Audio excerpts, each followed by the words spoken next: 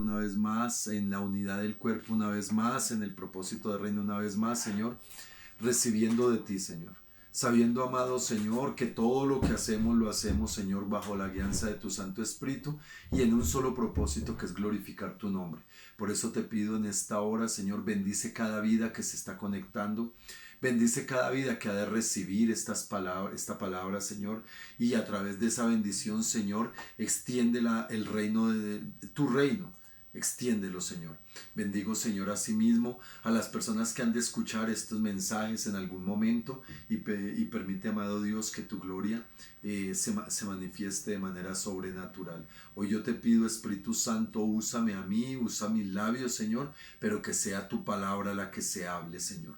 Que no sea palabra de hombre, sino que sea, Señor, el direccionamiento tuyo, la voluntad tuya, la sabiduría tuya, porque toda gloria es tuya, Señor. Aquí no hay gloria de hombre, solamente la tuya, Señor. Y por eso a ti te damos, Señor, las gracias, la alabanza, el loor, en el glorioso nombre de Cristo Jesús. Amén y amén. Bueno, mis amados, seguimos con nuestra lección número 10. Esta es la lección número 10 del estudio sistemático de la carta del apóstol Pablo a los Efesios. Hoy vamos a hablar de un tema que es tal vez de los temas más, para mí, de los temas más esenciales que puede haber para la obra del reino de los cielos y que sé que es importantísimo para Dios. Vamos a hablar de la unidad de la iglesia. Y yo creo que vamos a hablar en esta clase, y yo creo que por lo menos una clase más, si no son dos, vamos a estar hablando de esto, de la unidad de la iglesia. Por eso les voy a pedir que leamos el capítulo 4. Y pues la idea es llegar al versículo 16, pero obviamente no lo vamos a hacer hoy. Hoy solamente vamos a estar estudiando los versículos 1 al versículo 6. ¿Sí? Versículo 1, leamos ese texto, Efesios capítulo 4, versículo 1 al 6. Dice: yo pues, preso en el Señor, os ruego que andéis como es digno de la vocación con que fuisteis llamados, con toda humildad y mansedumbre, soportándoos con paciencia los unos a los otros en amor, solícitos en guardar la unidad del Espíritu en el vínculo de la paz, un cuerpo, un espíritu, como fuisteis también llamados una misma esperanza de vuestra vocación, un Señor, una fe, un bautismo, un Dios y Padre de todos, el cual es sobre todos y por todos y en todos. Amén y amén. Miren, mis amados, que lo que hemos venido estudiando en la carta de los Efesios nos permite tener claridad de dos cosas. Una petición que yo hice especialmente para los hermanos que están vinculados a la escuela bíblica y que están inscritos en la escuela bíblica. Les hice la petición de que leyeran, que se meditaran con sus notas y con lo que han tenido, echaran una repasadita y una meditación a los capítulos 1, 2 y 3. ¿Por qué? Porque del capítulo 1 al capítulo 3 nosotros hemos visto que todo lo que se presenta allí es eminentemente doctrinal. Eminentemente doctrinal, exceptuando el capítulo 2, versículo 11, que dice: por tanto, acordaos de los que en otro tiempo vosotros, los gentiles, en cuanto a la carne, eres llamados incircuncisos para la llamada circuncisión. El único mandamiento, por decirlo de alguna manera, el único mandamiento que aparece allí es este, que es: acuérdense, es un mandamiento, oiga, acuérdense de que ustedes sean gentiles, acuérdense de todas estas cosas. De resto, todo lo que vemos del capítulo 1 al capítulo 3 de la carta del apóstol Pablo a los Efesios es eminentemente doctrina. Ahora vamos a comenzar a ver lo que estudiamos del capítulo 4 al capítulo 6, que será lo que vemos hasta el final de este estudio. Va a ser eminentemente práctico. En los 3 primeros capítulos se habla de la naturaleza de la vida cristiana y los privilegios externos que tenemos. Y en el capítulo 4 vamos a estar viendo cómo es el vivir cómo es la vivencia y cómo debe ser la vivencia. Ahora, mi amado, uno encuentra cómo Pablo exhorta a vivir en consonancia. En estos textos, el apóstol Pablo está exhortando, está motivando a que nosotros los creyentes vivamos en consonancia, o sea, que realmente nuestra creencia, lo que creemos, lo que recibimos, lo que declaramos, sea vivido, que obremos, que actuemos en consonancia con eso que creemos. De eso se trata eso. Por eso nosotros vemos que en el libro aquí, el capítulo 4 en adelante, habla de esa manera práctica, real y vivencial de cómo debemos vivir los creyentes. Primero, dio las doctrinas de cómo era la naturaleza de la vida cristiana y los privilegios que tenemos. Ahora está diciendo cómo es que se debe vivir. Y mira lo que dice, por ejemplo, en el versículo 1 dice: os ruego que andéis como es digno de la vocación con la que fuiste llamados. Mira lo que dice el versículo 17 del capítulo 4. Esto pues digo y requiero en el Señor, que ya no andéis como los otros gentiles. O sea, el andar, el vivir. En el versículo 2 del capítulo 5, dice: y andad en amor, como también Cristo nos amó. ¿Sí ve? Que es como una continuidad que está haciendo el apóstol aquí. En el versículo 8 dice: porque en otro tiempo erais tinieblas, mas ahora sois luz en el Señor, andad como hijos de luz. La vivencia. Capítulo 5, versículo 15. Mirad pues con diligencia cómo andéis, no como los necios, sino como sabios.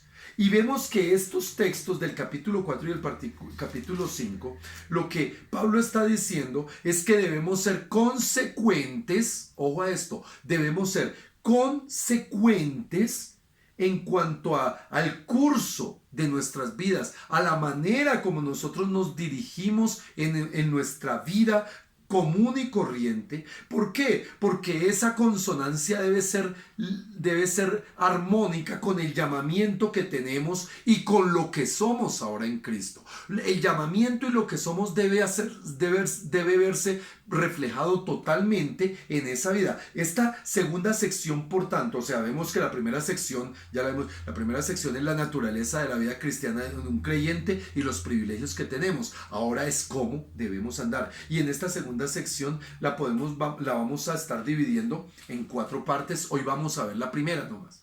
Hoy alcanzamos a ver, y supongo que ya en las otras estaremos viendo las otras partes.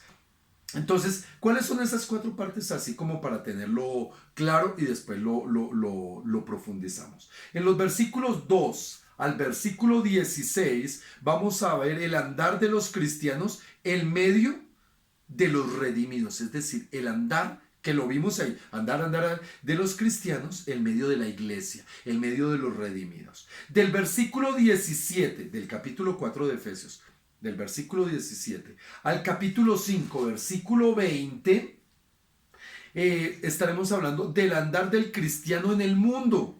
¿Cómo es el andar del cristiano en el mundo? Del capítulo 5, versículo 21 de la carta de los Efesios al capítulo 6, versículo 9, vamos a ver cómo es el andar del cristiano en medio del seno familiar, dentro de la familia. Y por último, en el capítulo 6, versículo 10 al versículo 20, vamos a ver cómo es el andar del cristiano en medio de las luchas y las pruebas que conlleva este andar en la vida cristiana. Estas son las 4 partes de los que vamos a estar viendo aquí en el estudio del libro de Efesios. Hoy vamos a comenzar la primera parte es decir, hoy vamos a comenzar la primera parte y vamos a ver solo una porción de esa primera parte, el andar en medio de la iglesia. Y vimos aquí en la lectura que hicimos en Efesios 4, versículo 1 hasta el 6, nosotros vemos aquí que hay 2 palabras clave. Bueno, del 4 al 16, léanlo allá en su casita, pero notemos algo. Del 4 al 16 hay 2 palabras que son absolutamente claves dentro del contexto de lo que el apóstol Pablo está instando a la iglesia, al creyente. Y es la unidad y el crecimiento. Veremos cómo esto se convierte en esencial, o más bien, no se convierte, es es absolutamente esencial en la vida de cualquier creyente. Entender unidad y entender crecimiento. Y entonces vamos a comprender que la unidad es absoluta y totalmente indispensable para la salud de la iglesia. La unidad es absolutamente indispensable para la salud de la iglesia y por tanto para el crecimiento de la iglesia. Noten eso. La unidad es absolutamente indispensable para la salud de la iglesia y para el crecimiento de la iglesia. Y el crecimiento permite que la unidad dentro de la iglesia se fortalezca. A medida que una iglesia que es unida crece, ese mismo crecimiento hace que la unidad se haga firme. Pero hay unas cosas que son importantes y que precisamente por eso el apóstol Pablo hace la referencia en estos textos, para que nosotros comprendamos esa importancia tan grasa, que es para Dios y que debería de ser absolutamente para nosotros. Miren, mis amados, hoy vivimos nosotros en un mundo totalmente dividido. Ay, las familias están divididas, los esposos viven divididos, en la sociedad es una sociedad con problemas sociales terribles, hermano, económicos, étnicos, culturales, de todo tipo, mi amado, de género. Hay unas divisiones de género terribles hoy en día, mi amado, por muchas cosas, ¿sí? Pero esta es la característica del mundo. Y en Cristo, la Biblia y el apóstol Pablo nos enseña que nosotros hemos sido reconciliados con Él. Hemos sido unidos en un solo espíritu, lo vamos a ver, en un mismo cuerpo. Vamos a ver esa unidad. La unidad de la iglesia debe ser preservada. Es el llamamiento que hace el apóstol Pablo en este estudio.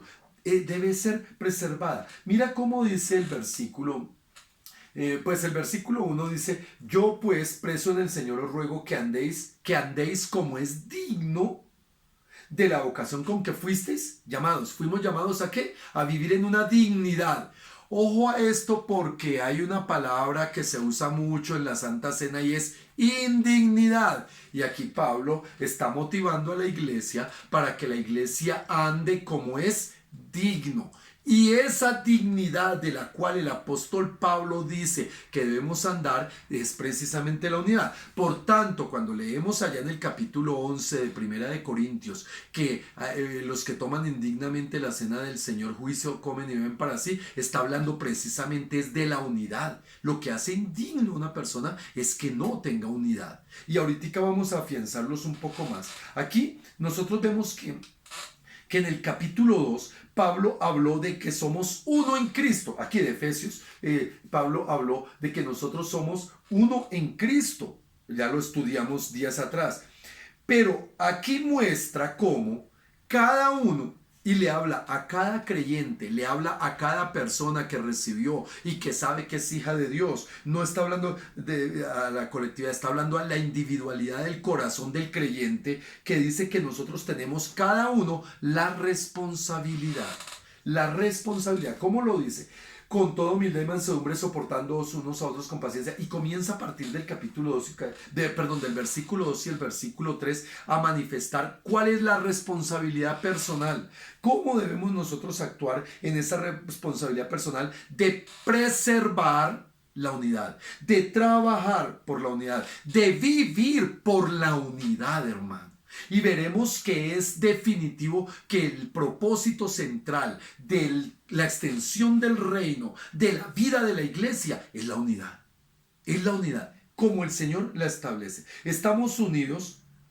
¿Por qué? Porque hubo una obra redentora que nos tomó para un cuerpo que es el de Cristo, para una obra que es la obra del reino, con un solo Padre que es nuestro Padre, una familia que es la familia de Dios, nos tomó para que nosotros pudiésemos tomar y disfrutar de lo que Él nos ofrece. Y por eso vemos que la unidad va a ser afectada tremendamente para bien o va a ser afectada para mal, según el trato que tengamos los unos con los otros, según la manera como vivamos los unos con los otros.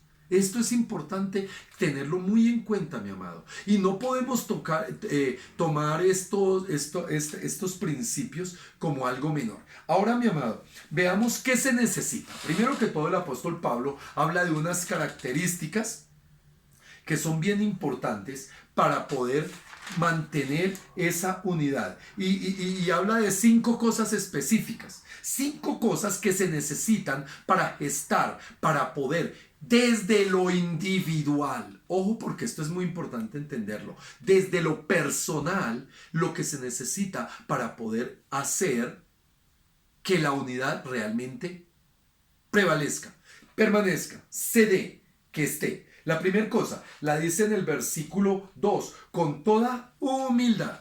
¿Qué es lo que necesitamos en lo individual para que la unidad de la iglesia permanezca y se preserve? Humildad. Ahora, mi amado, cuando nosotros hablamos de humildad, tenemos que entender que humildad es que veamos y tengamos una baja autoestima cada uno de nosotros delante de Dios, pero también delante de los hermanos. Miren, mis amados, que esto es algo que va en contra totalmente de las cosas que el mundo dice. En el mundo nos está diciendo que nosotros somos fantásticos, que nosotros somos maravillosos, que nosotros tenemos grandeza, que nosotros somos poderosos, que nosotros somos wow. El mundo nos insta, y es más, la psicología moderna habla de que el problema de la baja estima es un problema que toca atacar y que toca trabajar, pero resulta que la palabra del Señor nos habla de que nosotros tenemos que aprender a vivir con baja estima en nuestra convicción de lo que somos delante de Dios, en nuestra convicción de lo que somos delante de Dios. Esto es muy importante entenderlo. ¿Sabe, mi amado? Esto solo se da cuando yo tengo una clara conciencia de la culpabilidad que tengo por el pecado delante de Dios. Que yo no soy digno en absoluto de nada. De nada, de nada. Mira lo que el mismo apóstol Pablo, por ejemplo, dice en el capítulo 3, versículo 8 aquí de Efesios. Él dice: a mí, que soy menos que el más pequeño de todos los santos. Y esto no era falsa modestia, yo se los expliqué. Esto no era una falsa modestia, esto no era una falsa humildad, esto era una convicción absoluta de su condición delante de Dios. Y él decía aquí: a mí que soy a mí que soy menos que el más pequeño de todos los santos, me fue dada esta gracia. Pablo estaba manifestando que su condición era tan paupérrima, tan mala, que él no era digno en ningún caso.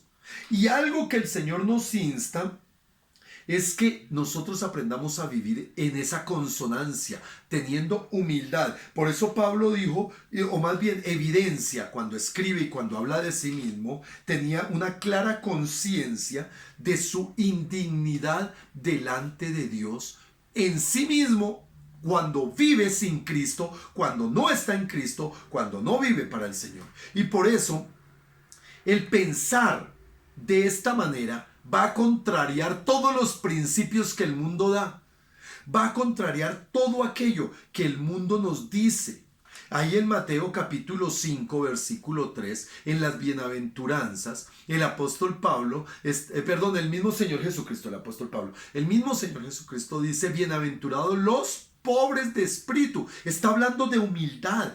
El pobre de espíritu es aquel que es absoluta y totalmente consciente de su miserableza delante del Señor y que necesita, porque no tiene absolutamente nada que ofrecer, porque no tiene absolutamente nada valioso en Él, porque no tiene absolutamente nada digno en Él, que no tiene nada digno en Él y que lo necesita todo de Él. Por eso se necesita ser pobre de espíritu. Ahora, yo siempre he dicho, y lo enseñé cuando estudiamos el Sermón del Monte, que ser pobre de espíritu no es lo mismo que tener un espíritu pobre. No es ser una persona aplastada por la timidez o por los complejos o por la indiferencia hacia la vida, donde se vuelve sucio, miserable, donde... No, no, no, eso no es pobre de espíritu, mi amado. Tampoco es pensar que un ser humano no tiene ningún valor, mi amado. Eso no, pobre de espíritu no puede hablarse de alguien que piensa que no vale. Eso está mal. ¿Por qué? Porque nosotros somos hijos de... fuimos creados a la imagen de Dios. Miren, mi amado, hay un dicho por ahí que dice que nosotros los seres humanos somos animales racionales. Esto es lo más alejado a la verdad. Nosotros no somos animales racionales. ¿Por qué? Porque nosotros somos creados a la imagen de Dios. Y eso es lo que tenemos que ver. Un perro o un animal, llámese cual sea, no se parece a un ser humano. Así hoy la Sociedad Protectora de Animales y los animalistas y los que aman tener más perros en lugar de hijos y tener gatos en lugar de hijos y los que aman hacer esas cosas por los animales, que él lo hable, yo no estoy diciendo que sea malo. Yo no estoy diciendo que sea malo, pero no podemos igualar a un perro a un ser humano, como tampoco podemos igualar a un ser humano a un perro. Entonces, esta concepción de ser pobres de espíritu tiene que ver con más bien por el reconocimiento consciente y verdadero y la convicción absoluta de que el pecado que nosotros tenemos sin Cristo, que el pecado que no ha sido redimido nos lleva a solo merecer el infierno, a que nosotros no podemos hacer nada por nosotros mismos, a que nosotros necesitamos de un Dios que nos redima. Eso es ser humilde. Esto es ser humilde. La humildad es imprescindible. Escúchame, la humildad es imprescindible para lograr la unidad de la iglesia. Por tanto, el orgullo en las personas, porque aquí estamos hablando de cada uno, el orgullo en las personas imposibilita. Primero, la solución de conflictos y de esos conflictos personales. El orgullo imposibilita que haya reconciliación. El orgullo imposibilita que haya acercamiento. Por eso el Señor dice que al humilde lo atiende, pero al orgullo, al altivo, lo mira de lejos. ¿Por qué? Porque es un principio de la naturaleza pecaminosa, el orgullo. La humildad es un principio de la naturaleza celestial. Eso es lo que nosotros tenemos que tener claro. Muchas veces vamos a ser maltratados. Eso hace parte del paquete que viene dentro del hecho de ser un creyente nacido de nuevo. Viene persecuciones, vituperios y duelen. No es que uno, ay no, yo ya no soy la roca y entonces a mí no ni me fu ni me fa. Eso no es mentira, porque afortunadamente nos siguen doliendo y nos hacen sensibles. Cuando no sentimos dolor somos insensibles. Pero lo que sí es claro es que cuando llegan esas condiciones de maltrato, de vituperio, nosotros debemos recordar quiénes somos sin la gracia de Dios. Y eso nos tiene por principio de convicción cristiana, nos tiene que llevar a saber que tenemos que ser humildes. El Señor Jesucristo habló en Mateo capítulo 11, versículo 28, cuando dijo, aprended de mí, eso es 29 más bien creo, aprended de mí que soy manso y humilde de corazón. Esto es lo que el Señor dice. Y el Señor era humilde, pero no era una persona tonta, ¿sí? No era un despojo, no, era una persona con un criterio, era una persona con un propósito, era una persona con conocimiento, pero era una persona con una claridad de su posición delante del Padre. Y eso es lo que nos tiene que llevar a nosotros la humildad. El humilde, por tanto, mi amado, no va reclamando. El humilde no anda reclamando. No anda quejándose que me hicieron, que no me hicieron, que me dieron, que no me dieron. No anda discutiendo. ¿Por qué? Porque sabe que lo que él merece es el infierno. Es que él me ofendió, pero tú has ofendido más a Dios que él, lo que te ha ofendido a ti. Y que la gracia de Dios que te perdona a ti, te redime a ti y te da la posibilidad de ser hijo de Dios, es de él. Pero tú puedes compartir de esa gracia con otra persona. Eso lo he venido enseñando. Y al usar eso, estamos quitándole poder al infierno.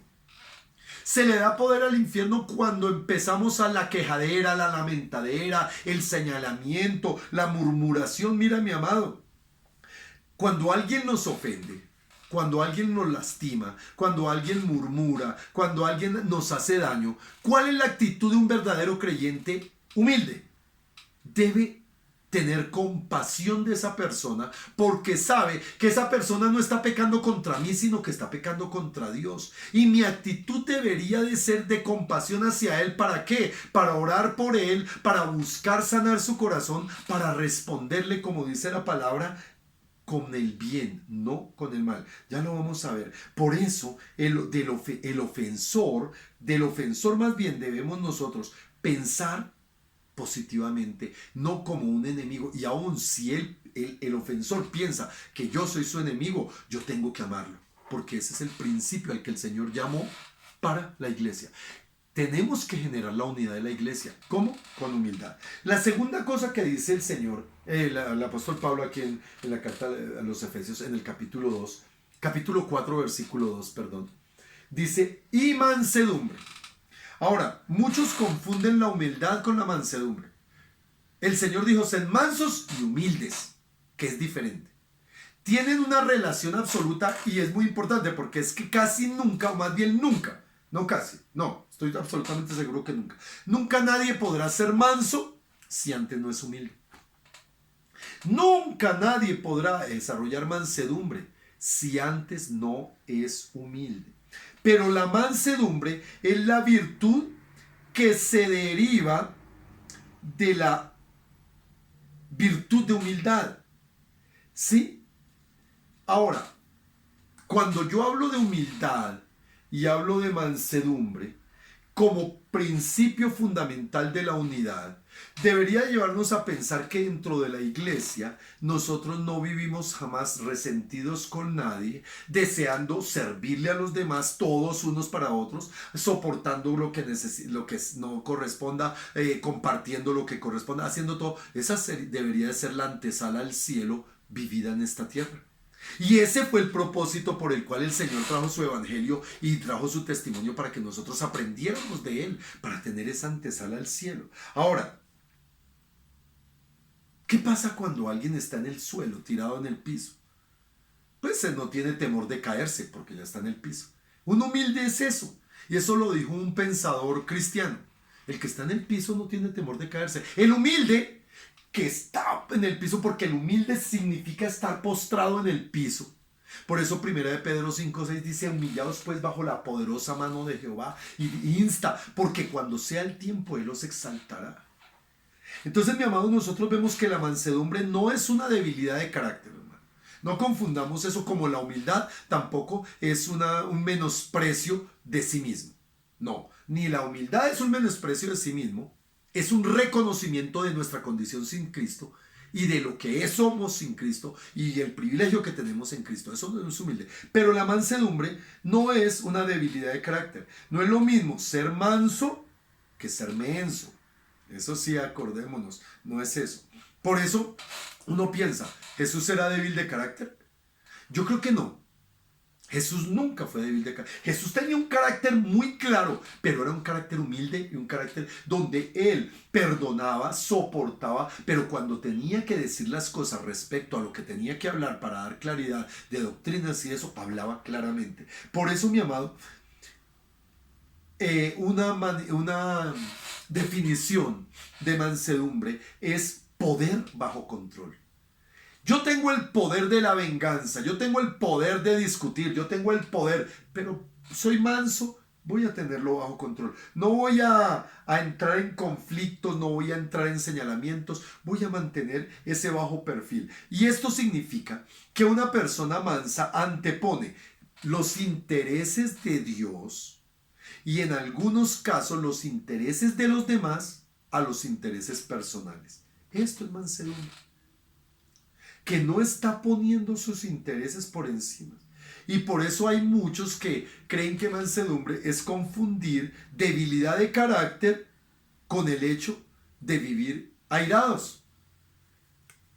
Más bien, perdón, es que hay algunos que creen que que tener carácter, es que no, leí mal y no, se me olvidó la interpretación. Lo que quiero decir es que hay algunas personas que dicen, es que yo sí tengo carácter y yo le canto la tabla. ¿Se ha oído personas así? No, es que yo sí me paro en la raya y mejor dicho, conmigo es así, claritico.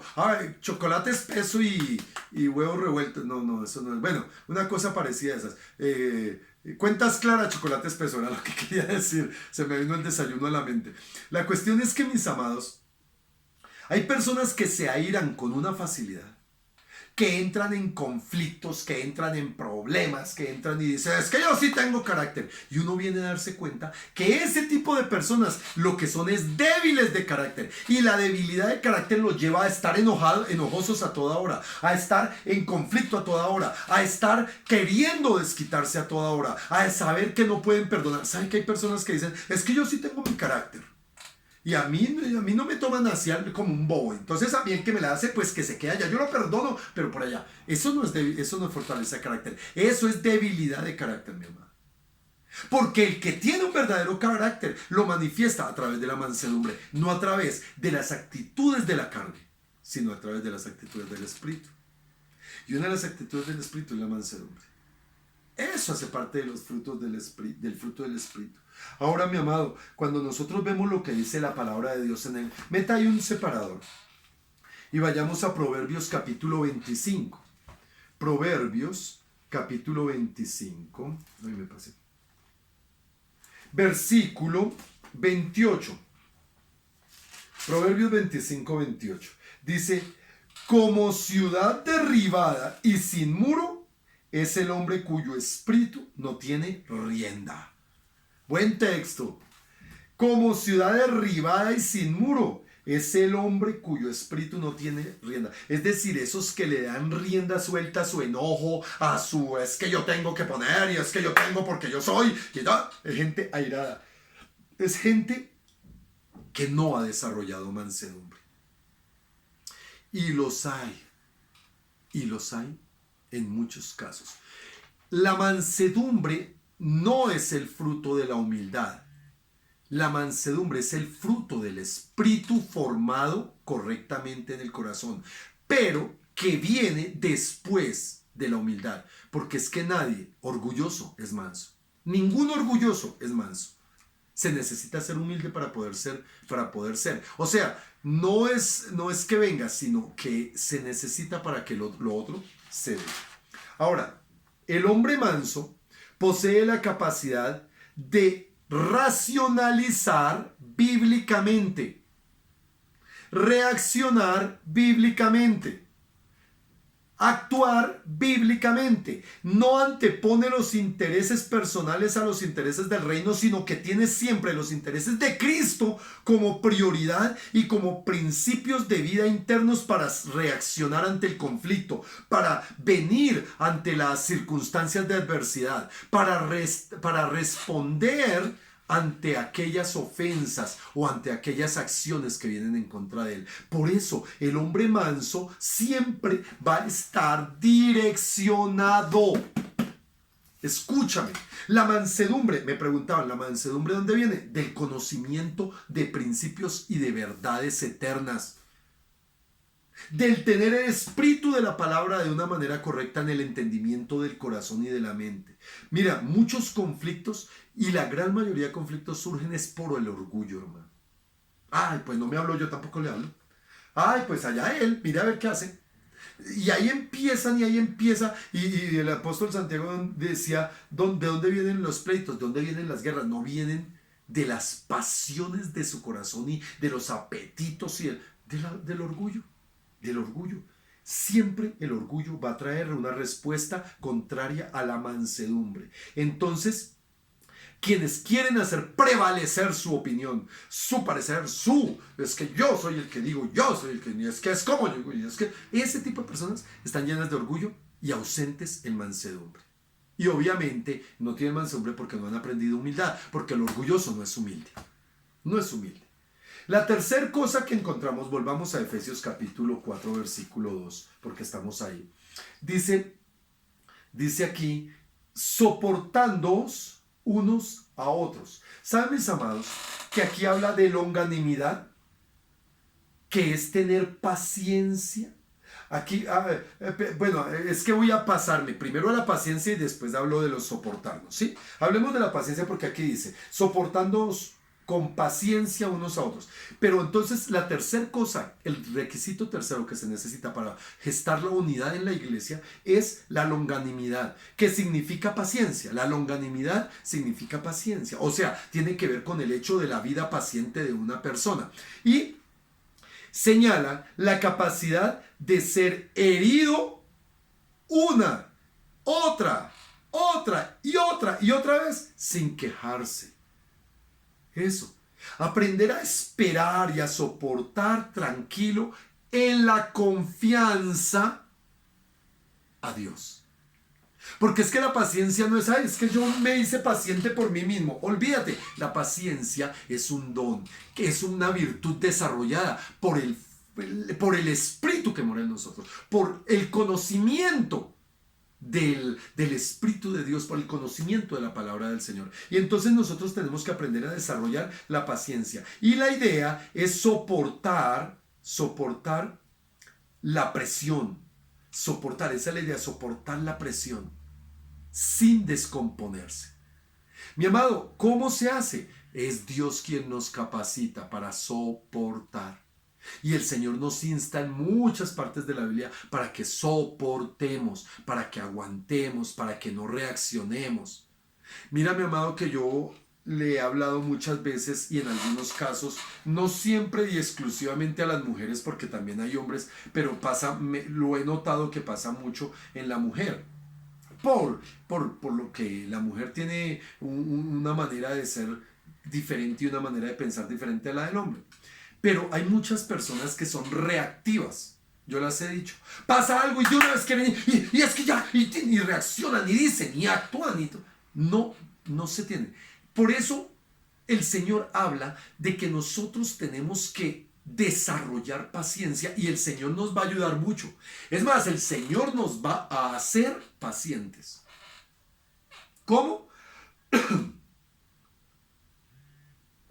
Poniéndonos una, otra y otra vez en la misma situación hasta que nosotros aprendamos a soportar y a confiar en Él. Esa es la longanimidad. Y luego sí viene soportarnos. Ahora sí viene la palabra soportarnos. Que lo que significa es no querer devolver o retribuir con mal al que nos hace mal. ¿Sí me entiende? Obviamente mansedumbre, paciencia y soportarnos tiene que ver con esa actitud que nosotros tomamos según el direccionamiento que nos da. Es el Señor, no por nuestras cualidades. Es que yo soy tan bueno. No, es por la bondad de Dios. Mira lo que dice Romanos capítulo 12. Retrocedan, dejen ahí el separador. Romanos capítulo 12, hablando de esto. Versículo 17 al 21. No paguéis a nadie mal por mal, procurad lo bueno delante de todos los hombres. Si es posible, en cuanto dependa de vosotros, estad en paz con todos los hombres. No os venguéis vosotros mismos, amados míos, sino dejad lugar a la ira de Dios, porque escrito está: mía es la venganza, yo pagaré, dice el Señor. Versículo 20. Así que si tu enemigo tuviere hambre, y aquí está la forma, hermano.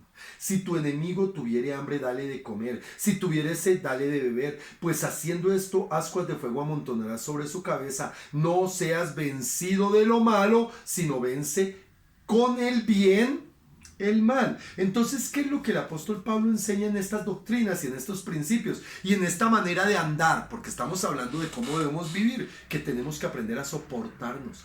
Es una virtud celestial el soportarnos, hermano. Pero, no, sin peros, hermano. No, pero es que no hay peros. ¿Por qué? Porque el Señor a ti te soportó. De gracia recibiste, dad de gracia. Ahora, lo que nosotros tenemos que entender es que cuando soportamos el agravio, estamos preguntándonos por qué tenemos que soportarlo. Y ahí es donde viene la quinta cosa que debemos practicar los creyentes para poder hacer manifiesta la unidad del cuerpo, la unidad en la iglesia. Y es que tenemos que vivir en el principio del amor.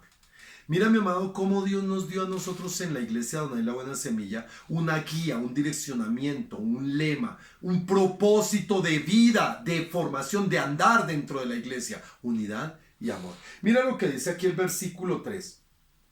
Ah, no, perdón, la parte final del versículo 2. Dice, soportándoos con paciencia los unos a los otros en amor. Hay un principio, hay una ley, que es la ley del amor.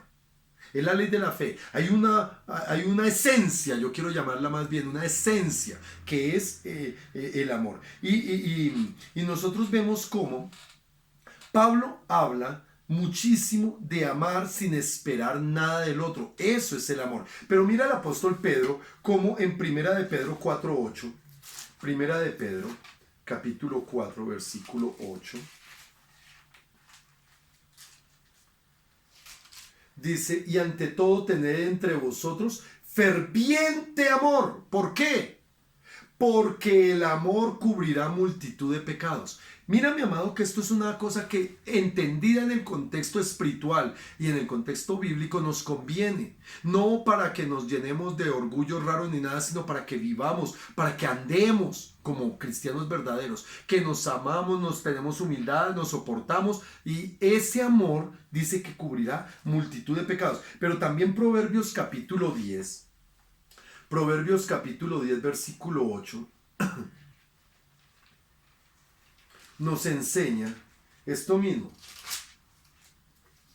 Dice, el sabio de corazón recibirá los mandamientos. Ay, hermanos, me equivoqué, Proverbios. No es Proverbios 10:8. Tal vez lo escribí mal, perdónenme. Porque dice aquí el sabio de corazón... el sabio de corazón recibirá los mandamientos, mas el necio de labios caerá. Bueno, me perdí, tal vez no era y me extravié. Pero una cosa sí hace el Señor Jesucristo, que debemos vivir, que nosotros debemos vivir. Mateo capítulo 5, versículo 44. En Mateo 5:44, el mismo Señor Jesucristo, enseñando en el Sermón del Monte, dice, pero yo os digo, amad a vuestros enemigos, bendecid a los que os maldicen, haced bien a los que os aborrecen y orad por los que os ultrajan y os persigan, para que seáis hijos de vuestro Padre que está en los cielos. Es decir, para que tengamos realmente la correspondencia a nuestra fe, a nuestra creencia y la obediencia a los principios. Esta es la manera de andar, como el Señor nos dice acá, que nosotros debemos vivir de esa manera. Los que viven en humildad, los que viven en longanimidad, los que viven soportando y los que viven en amor, todos los que viven en amor son los que pueden cumplir lo que dice el versículo 3.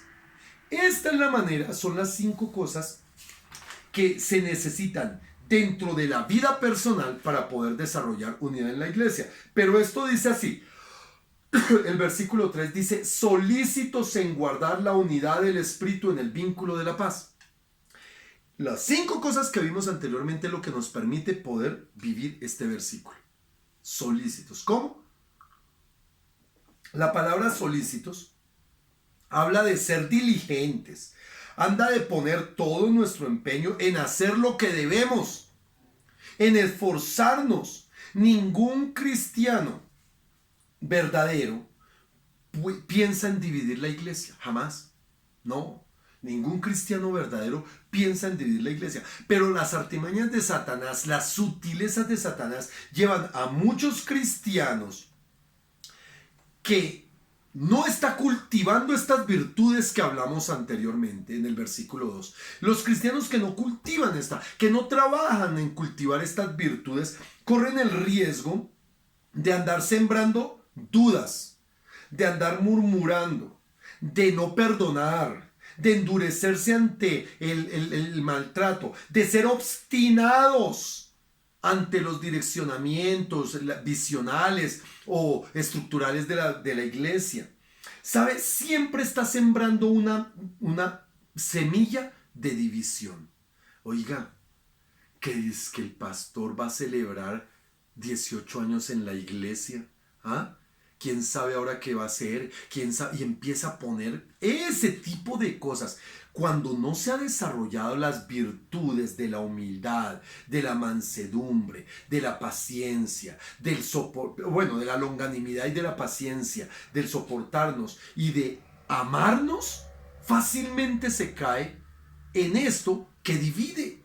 En esto que divide. Por eso, mi amado, para el Señor siempre la iglesia es la unidad esencial. Mi iglesia, dijo el Señor, y el Señor lo comparará siempre con el cuerpo de Cristo. Por eso siempre dentro de la iglesia habrá riesgos de división. Algunas veces las divisiones son gigantescas dentro de las iglesias, se arman grupos, aún estando en el mismo templo empieza que el grupo de alabanza y que el grupo de ujieres y que el grupo de jóvenes, y empieza a haber ese tipo de divisiones y la gente los acepta. Ay, sí, es que yo no. Ay, yo no porque yo pertenezco a este. No porque yo pertenezco al otro. Ay, hermano, eso destruye. Y lo destruye con cristianos que aman a Dios, pero que no han desarrollado las virtudes de la unidad. Pregunta para el examen. ¿Cuáles son las virtudes de la unidad? Para la unidad, perdón. Las virtudes para la unidad son la mansedumbre. Perdón, la humildad, la mansedumbre, la longanimidad, el soportarnos y el amarnos. Esas 5 son las que hay que desarrollar para poder vivir. Ahora, la iglesia para Jesús y para Dios no es un juego. La iglesia es tan importante que todo verdadero creyente, todo verdadero hijo de Dios, todo verdadero nacido de nuevo debe trabajar para preservar la unidad de la iglesia. Por eso Pablo habla de la unidad diciendo que esto no es una unión externa y temporal, como lo plantea el movimiento ecuménico. El movimiento ecuménico habla de que, ay, pues eso, venga, unámonos, no importa, todos los caminos llevan a Dios, aguantémonos esto, pero unámonos. No, mi amado. Esa no es la unidad que Pablo habla y esa no es la unidad que la Biblia habla. ¿Por qué? Porque no podemos cercenar ni cambiar doctrinas para dar facilismo al gusto personal con otros. No, mi amado. No, eso no es posible. Por eso el versículo 3 habla de la unidad del Espíritu. Por eso ahí dice, solícitos en guardar la unidad del Espíritu. Solícitos en el vínculo de la paz. Esto de la unidad del Espíritu es no permitir que el error, que la herejía, que la blasfemia hagan parte de nuestra forma de vivir. Hagan parte de nuestra forma de vivir para la eternidad como iglesia, como Cristo. La unidad de la iglesia es interna y orgánica. Es interna y orgánica. La unidad que promueve el movimiento ecuménico es externa y mecánica. Es afuera y bueno, vamos a ver si nos enlazamos aquí de algunas cosas. No. Por eso para el Señor la unidad de la iglesia es esencial y es absoluta. Ahora, la unidad de la iglesia se desprende no de las realidades externas que supuestamente tiene un creyente, sino de aquello que como cristianos compartimos en lo esencial. Esto es muy importante, lo que compartimos en lo esencial. ¿Por qué? Porque es que somos muy diferentes, mi amado. ¿Sabe? ¿En qué consiste esta unidad entonces con esas diferencias tan marcadas donde tenemos tanta gente con trasfondos sociales diferentes, trasfondos económicos, trasfondos familiares, trasfondos emocionales, de todo tipo de trasfondos en nuestras vidas tenemos que nos hacen tan diferentes, aún en nuestras propias familias? Pero son 7 realidades las que el apóstol Pablo, aquí en el versículo 4 en adelante, nos muestra que manifiestan la verdadera y en qué consiste esa unidad. En el cielo todos vamos a ser semejantes. Aquí en la tierra somos diferentes, pero el Señor pide la unidad aquí en la tierra porque la unidad en el cielo nos la va a dar esa nueva naturaleza que nosotros tenemos. Y mira lo que dice la palabra en 1 Corintios capítulo 12, versículo 12 al 26. 1 Corintios capítulo 12. Versículo 12, dice, porque así como el cuerpo es uno y tiene muchos miembros, pero todos los miembros del cuerpo, siendo muchos, son un solo cuerpo, y así también Cristo. porque por un solo espíritu fuimos todos bautizados en un cuerpo. O sea, ahorita lo vamos a ver, sean judíos o griegos, sean esclavos o libres, y a todos se nos dio a beber de un mismo espíritu. Además, el cuerpo no es un solo miembro, sino muchos miembros. Si dijera el pie, ¿por qué no soy mano? No soy del cuerpo, porque eso no será del cuerpo. Por eso no será del cuerpo. Y si dijera la oreja, ¿por qué no soy ojo? No soy del cuerpo. Por eso no será del cuerpo.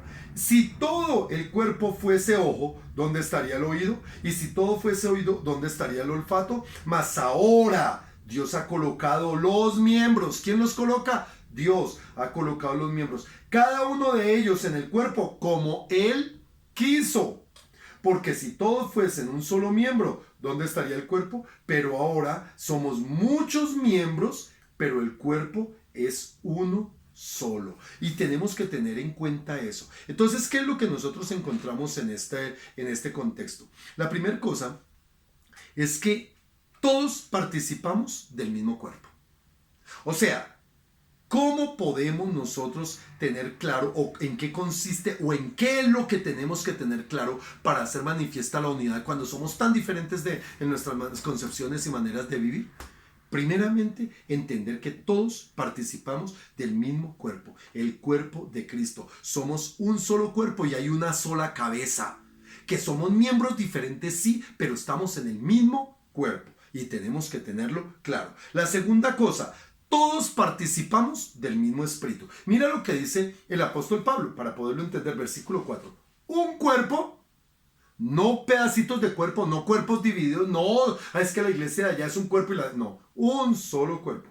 Un solo, dice aquí, un espíritu. También entonces tenemos como esencia, como cosa esencial que compartimos para poder participar en la unidad, es que tenemos del mismo espíritu y participamos todos del mismo espíritu. Un solo espíritu, no varios espíritus. No varios. La tercera cosa, dice aquí, como fuisteis también llamados una misma esperanza de vuestra vocación. Todos participamos del mismo llamamiento. Somos llamados a ser santos hijos de Dios. Somos llamados a ser salvos y redimidos. Todos tenemos ese llamamiento, a ser salvos.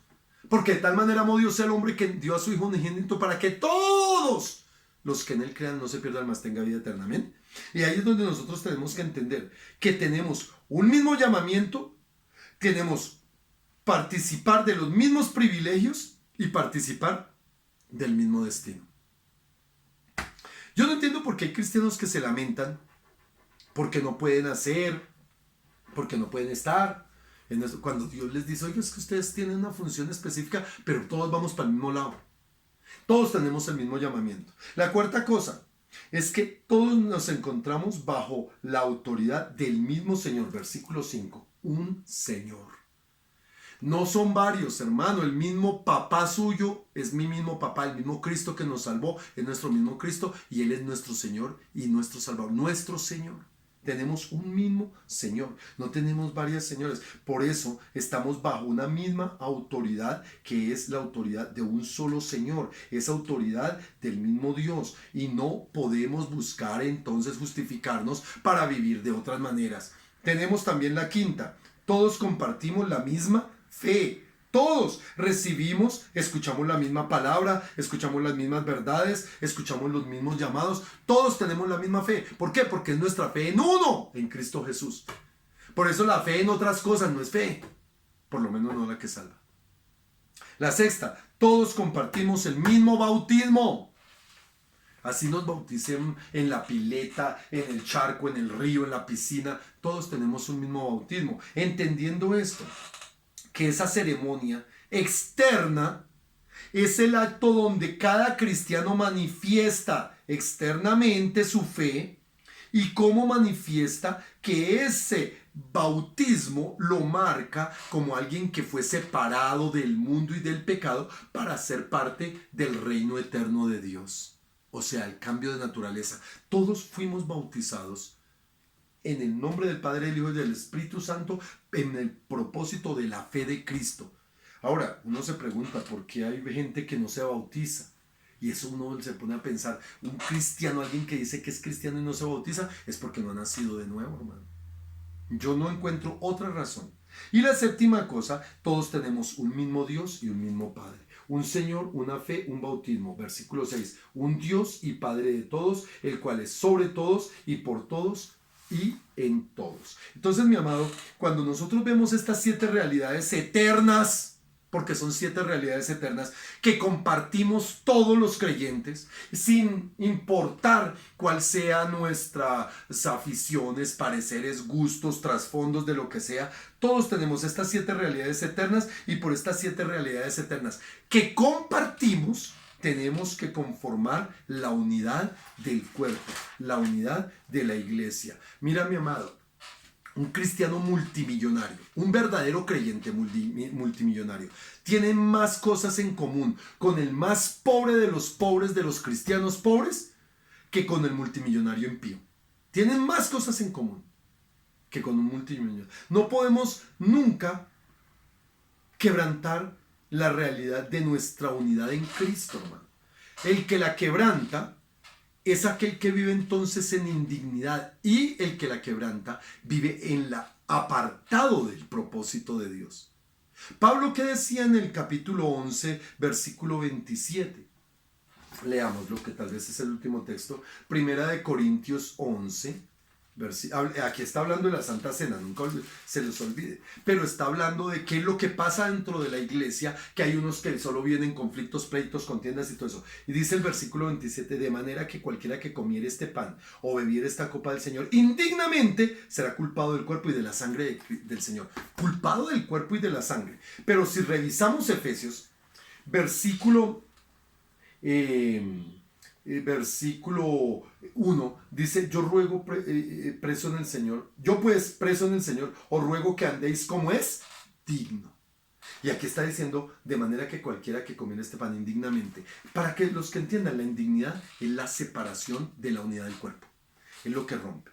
Por eso, hermano, aquí vemos la enorme, maravillosa e gigantesca importancia de la unidad de la iglesia, y es esencial la unidad para la salud de la iglesia, y por ello siempre Satanás va a atacar ante todo la unidad de la iglesia, ante todo lo que más. Y Pablo habla de que esta indignidad va a llevar a muchos a condenación, a muchos a separación, a muchos a destrucción, y debemos orar continuamente al Señor para que nos mantengamos personalmente. Esto empieza adentro, aquí adentro, trabajando por la unidad en el amor y fortaleciéndola para así poder glorificar al Señor. Entonces, mi amado, esta es la primera parte. Estaremos viendo el próximo jueves la otra parte de este texto. Amén. Vamos a orar. Padre, te damos gracias, Señor del cielo, por este tiempo tan hermoso y por la bendición que nos das. Permítenos, amado Dios, comprender todas estas verdades y vivirlas. Dile así, Señor, permíteme vivirlas, y que yo sea ese instrumento en tu mano de hacer lo que tengo que hacer para que esa unidad prevalezca. En el nombre de Jesús, amén y amén.